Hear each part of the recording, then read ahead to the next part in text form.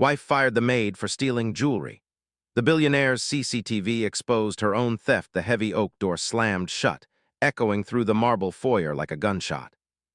Outside, the rain fell in relentless sheets, soaking through Maya's thin sweater as she pressed a damp cardboard box against her chest. Inside, Eleanor stood perfectly still in the grand hallway, her designer heels clicking sharply against the polished floor. She didn't look back. She didn't offer a warning, a second glance, or even a hint of regret. "Get off my property," she said, her voice as smooth and cold as the stone beneath her feet. Maya's lips trembled. "Please, I didn't take anything." But the words vanished into the storm. What neither of them knew was that silence has eyes. High above the crystal chandelier, a tiny black lens watched everything. And soon, it would speak the truth Eleanor tried so desperately to bury. Maya had worked at the Sterling estate for exactly 4 years. She arrived before the sun broke the horizon and left long after the house lights dimmed. Her hands were rough, her back carried the weight of endless stairs and heavy furniture, but she wore her uniform like armor. She cleaned, cooked, folded, and polished with a quiet dedication that usually goes unnoticed until it disappears. And in a house that valued appearances over authenticity, Maya had simply become part of the background. Eleanor barely remembered her name. To her, the maid was a function, not a person. Arthur, the billionaire husband, offered only a polite nod before disappearing into his study. The mansion was beautiful, yes, but it was hollow. And Maya was the quiet force keeping it from crumbling. Then came the morning everything changed. A sapphire pendant, a family heirloom Eleanor claimed was a wedding gift, vanished from its velvet tray. Eleanor tore through the dressing room, overturning drawers, scattering jewelry across the floor, her voice rising into a panic that shook the walls. "Where is it?" she demanded, spinning around until her eyes locked onto Maya. "You were the only one in here." The room fell dead silent. Maya's hands trembled at her sides. "I swear to you, ma'am, I didn't take it," she whispered, her voice cracking under the weight of an accusation she hadn't earned. But Eleanor had already decided. Proof didn't matter when certainty felt so convenient. "You're fired," she said, turning away, just like that. No investigation, no questions, no second chance. Only the sound of rain and the heavy thud of a door closing on a woman's livelihood.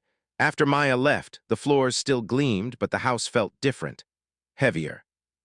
Eleanor tried to convince herself she had done the right thing, hosting small gatherings, laughing a little too loudly. Wearing her remaining jewelry like armor against a creeping guilt she refused to name. But the truth has a way of rotting things from the inside out.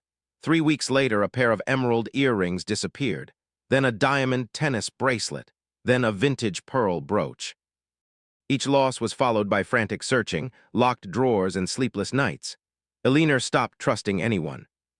She hired a new maid, fired her within 10 days for moving a vase half an inch, and convinced herself the house was cursed.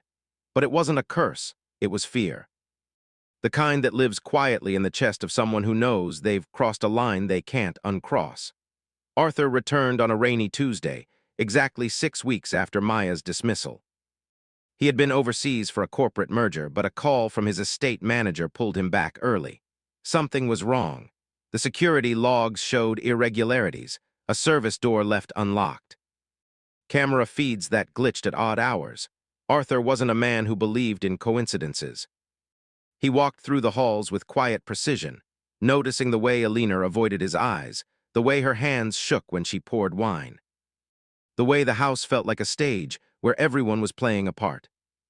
And then he remembered. The hidden cameras, installed months ago during a security upgrade, tucked discreetly into the crown molding. He had never mentioned them to her. Maybe on some level he had been waiting to see who the house truly belonged to. He sat in his study, opened his laptop, and pulled up the archived footage. The screens flickered to life, painting his face in cold blue light. He scrolled back to the night the sapphire vanished, pressed play. 2:14 in the morning, the hallway was empty. The dressing room door clicked open, but it wasn't Maya who stepped inside. It was Eleanor. She wore a silk robe, her movements sharp and deliberate. She opened the jewelry case, lifted the pendant, slipped it into a small velvet pouch, and closed the door. Arthur leaned back, his breath catching. He fast-forwarded. The emerald earrings, same week. Different hour, same hands, same face, the bracelet, the brooch, every single piece taken by the woman who had screamed about betrayal. Every single item removed with the calm precision of someone who knew exactly what they were doing. But the footage didn't stop there. It showed her driving to a quiet pawn shop across the city, parking blocks away, walking inside with a cap pulled low, and returning before dawn with thick envelopes of cash. The receipts matched. The timestamps lined up. The truth was undeniable. He found Eleanor in the garden pruning roses with sharp silver shears. He didn't raise his voice. He didn't need to. He simply placed a printed stack of photographs on the stone table between them. One by one, she picked them up. Her hands trembled. The shears slipped and clattered against the stone. Her face drained of color. I can explain, she whispered. And then it all came out. The gambling, the hidden debts, the mounting losses she tried to cover up. The mother's ring she sold years ago to buy time. The lie she told herself that it was temporary. But the house demanded perfection. Perfection required money, and money required someone to blame. So she took what she owned, sold it in secret, and pointed the finger at the woman who couldn't fight back. Arthur listened in silence. When she finally ran out of words, he spoke. "You will fix this," he said, his voice quiet but unshakable.